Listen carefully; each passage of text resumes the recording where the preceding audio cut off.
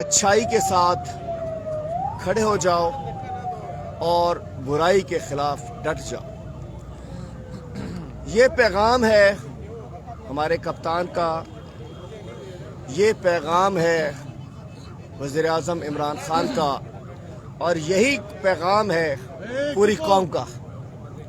जो पूरी कौम निकल रही है अपने वज़ीर आज़म के पैगाम पर, वज़ीर आज़म के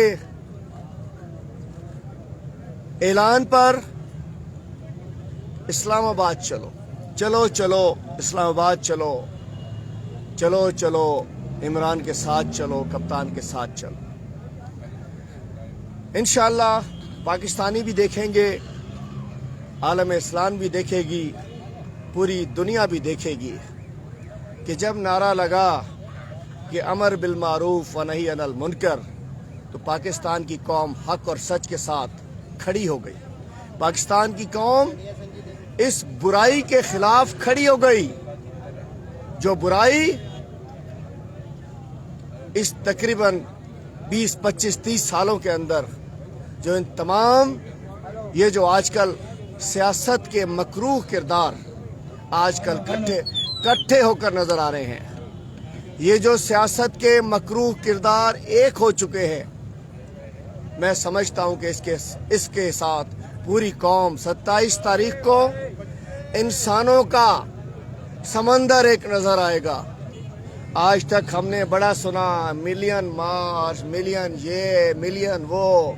जिसने असली मिलियन जलसा देखना हो, जिसने असली 10 लाख लोग देखने हो, तो तशरीफ लाइए मेरे कप्तान की आवाज पर। आ जाइए इस्लामाबाद, इंशाअल्लाह मिलियन मार्च आपको नजर आ जाएगा। तो आज से जैसा कि हमारे वजीर आज़म इमरान खान साहब ने पूरी कौम को वाज़े एक मैसेज दे दिया है कि अब वक्त आ गया है, चूंकि अल्लाह ताला ने मौका दिया कि सारे चोर इकट्ठे हो गए, ये सब एक साथ हो गए, पहले अलग अलग थे, अब एक मोर्चे से सबका शिकार हो जाएगा। ये सब चोर, ये मकरूह किरदार, जिन्होंने अपने अपने अंदाज से, किसी ने मुल्क को तोड़ा, किसी ने मुल्क को कमजोर किया, जिसने मुल्क के साथ जो कुछ ज्यादतियां की, वो सब इकट्ठे हो गए। और एक तरफ हमारा कप्तान सादिक और अमीन इमरान खान है, और एक तरफ ये भगोड़े, ये करप्ट, ये मिस्टर 10% to 80%, ये सारी बीमारियां इकट्ठी हो गई। और इत्तेफाक से सिंध की सबसे बड़ी बीमारी लोटों का व्यापारी, नोटों का पुजारी आसिफ जरदारी इनको लीड कर रहा है।